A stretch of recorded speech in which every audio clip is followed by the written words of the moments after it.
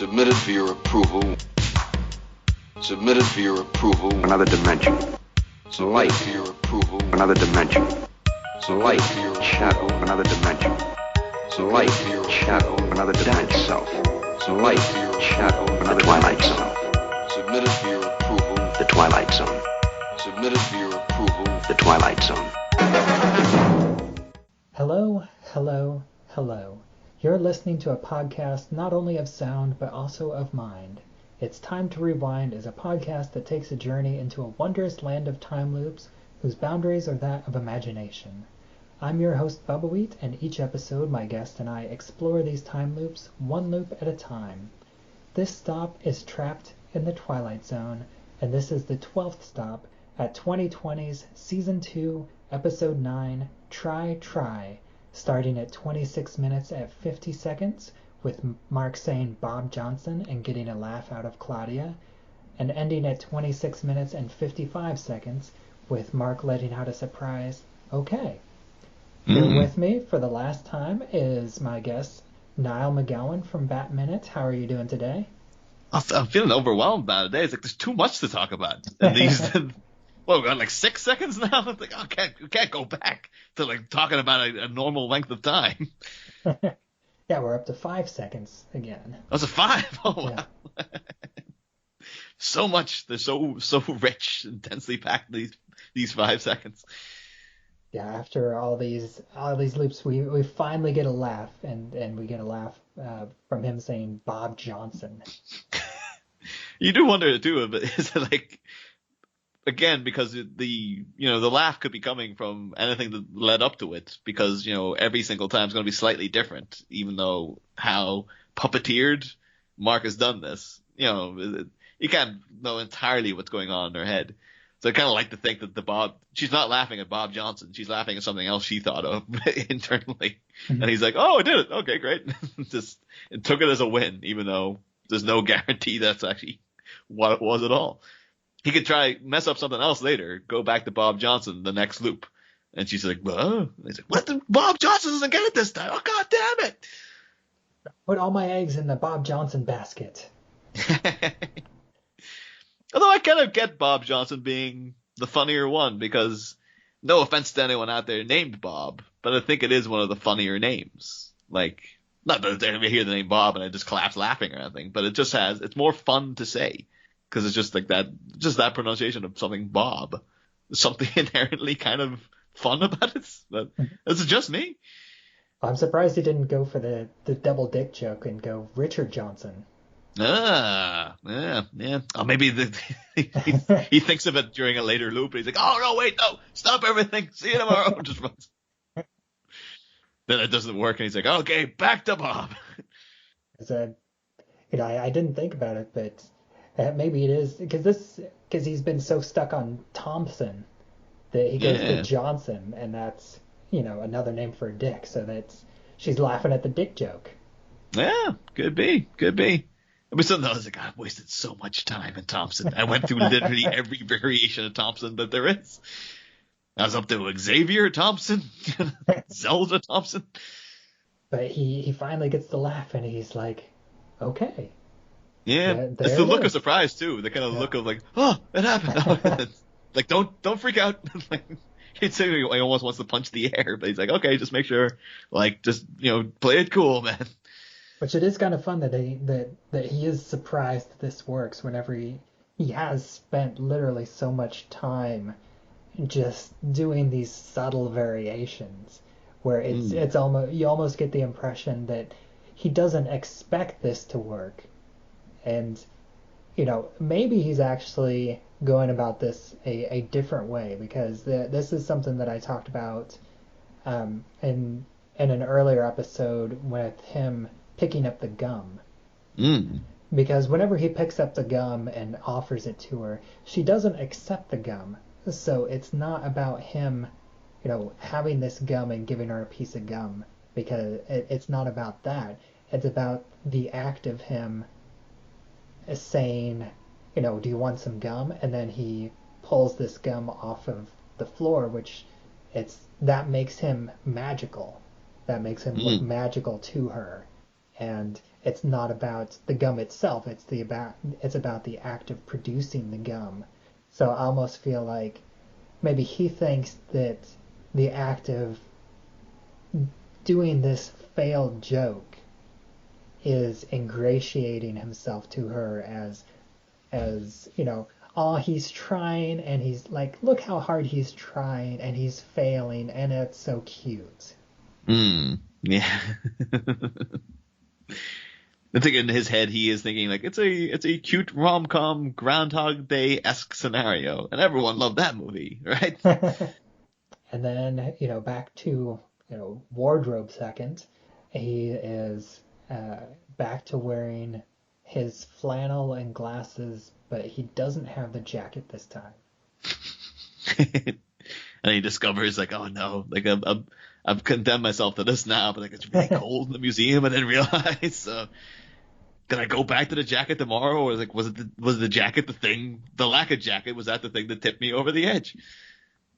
Yeah, and then in terms of famous Bob Johnsons, I think you probably haven't heard of this, but I think in large sections of the U.S. on commercials, I'm sure a lot of people have heard of Bob Johnson's Chevrolet, because they have commercials all the time in different areas, and it's an auto group owned now by Gregory Stahl and John Love, and they have 11 dealerships and over 750 employees. And in 2001, Mr. Stahl purchased the Bob Johnson's Chevy dealership from the original owner, Robert Johnson, who started the business in Buffalo before relocating it to Rochester in 1985. And, I think across the country here in the U.S., there's always, that local car commercial that has the person's name followed by, the car make. And, I think the one that I see the most is Bob Rohrman. I think that's, and, I'm sure if you live where there's a Bob Johnson, I'm sure you've seen the Bob Johnson commercial countless times. Go ahead. No, I was just thinking more because you mentioned just the name Robert Johnson, though. That would make you think of like infamous guitar player from back in the 20s or 30s, or even before then potentially. But as the infamous sort of urban legend about him that he sold his soul to the devil for guitar skills and stuff like that. It almost make it. You think if they had intertextual references like that, would be like, as Mark sold his soul for like eternal life, but it's the same. That's the other Twilight Zone, the other half of the Twilight Zone episode that this is. Like, that's not from her perspective. It's actually from his perspective. And it's like, oh yeah, I sold my soul to the devil for eternal life. And it turns out I just have to live the same day over and over and over and over again. And it's like, there you go. You got two episodes for the price of one in this thing.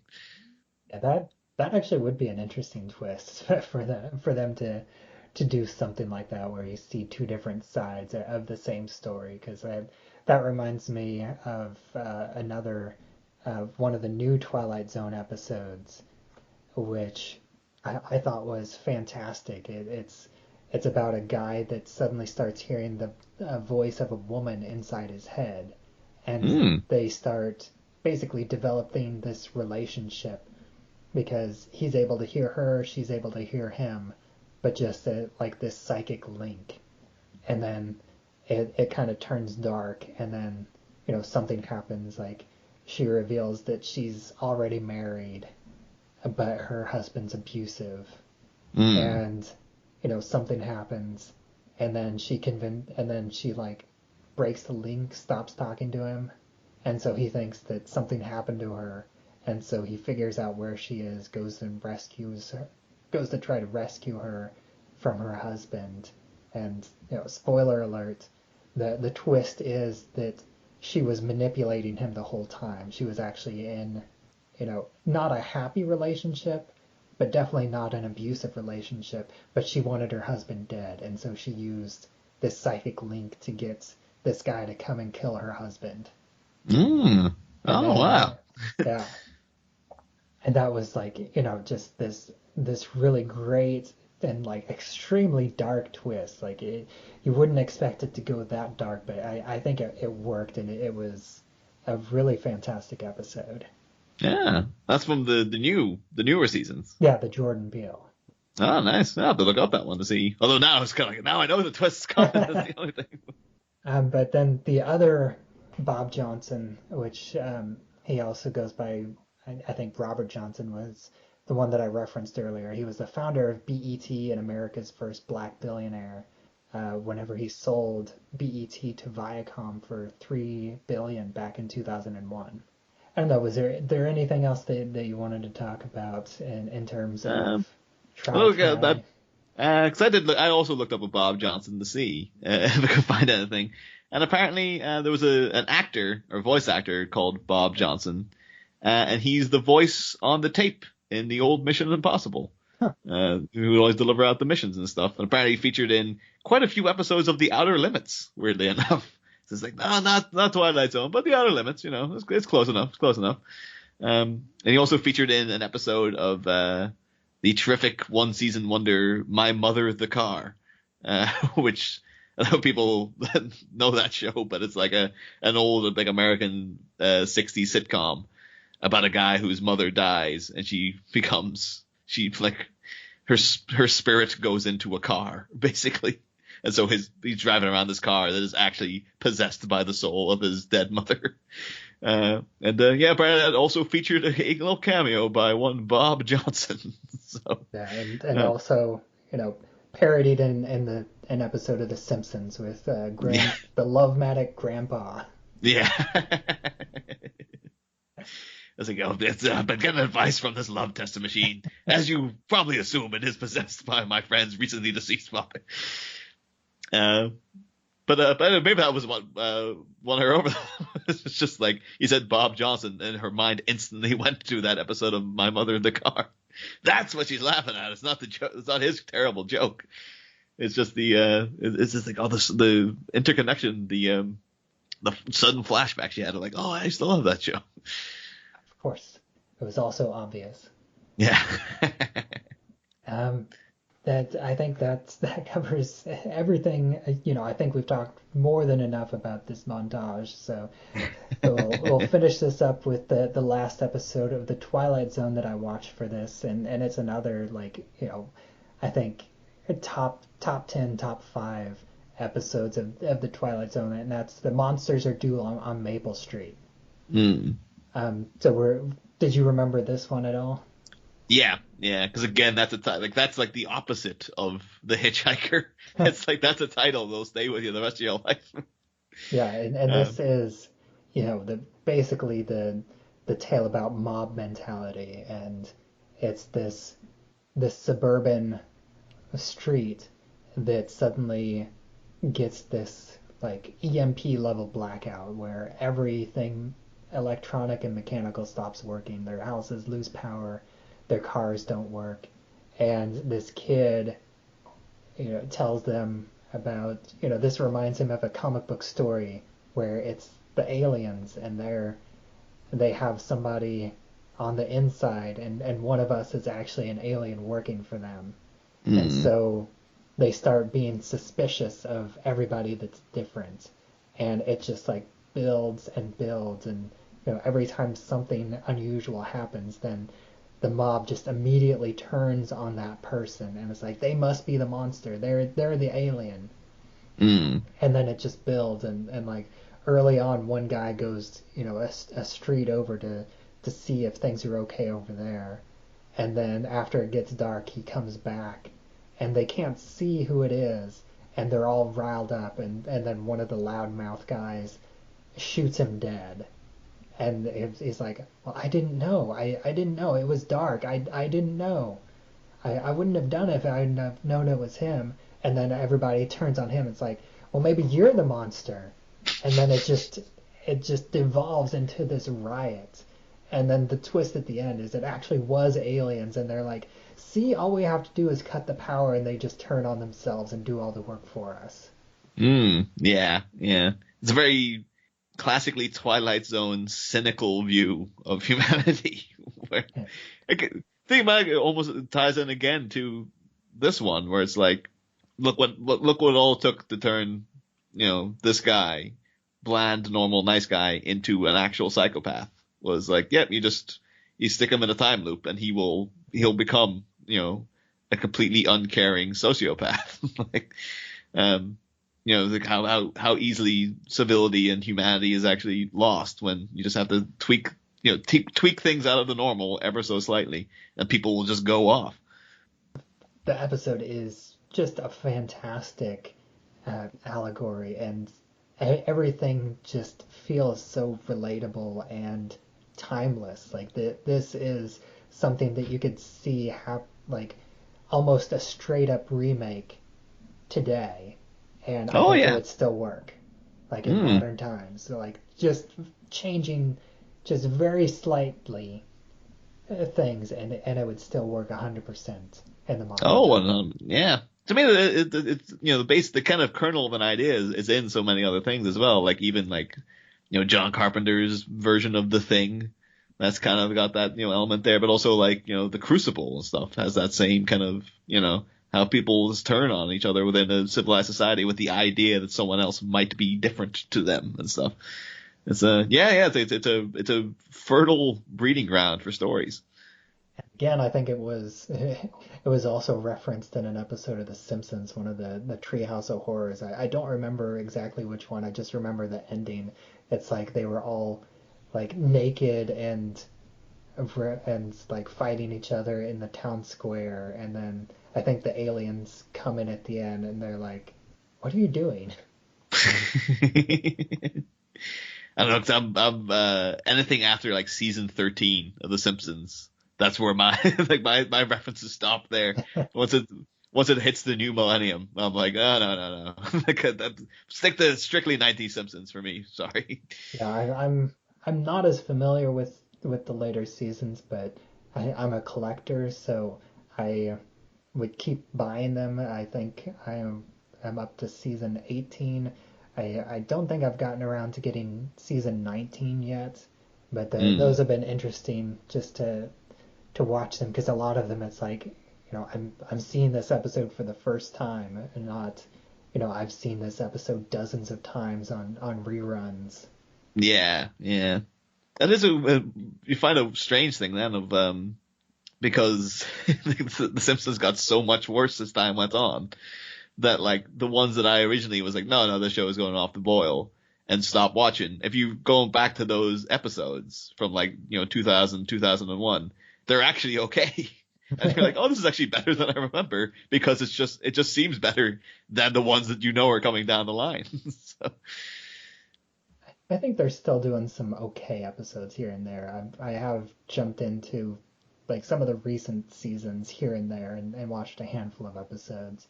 I think it's just that they're not doing anything. They're not like pushing the envelope far enough. And so it just feels like it's something that they've done hundreds of times, because it is more or less something that they've done hundreds of times. Yeah. One thing I'll give like later day Simpsons is that there always is at least one good joke in them, though. That's the thing. The episode can be dire, but you'll get to like a point where it's like, oh no, they actually do have a legitimately good joke in there that almost kind of redeems it sometimes. They're like, all right, that works. That was worth it. The 22 minute sits to get to that one laugh. Sometimes they're that good, but. So I think that does it for this montage, and for your time here in the Twilight Zone. So I'd like to thank you for one last time. It's been a real pleasure talking with you, even though we went, as usual for me, it feels like a lot longer than I expected, but it was all good conversation, I hope.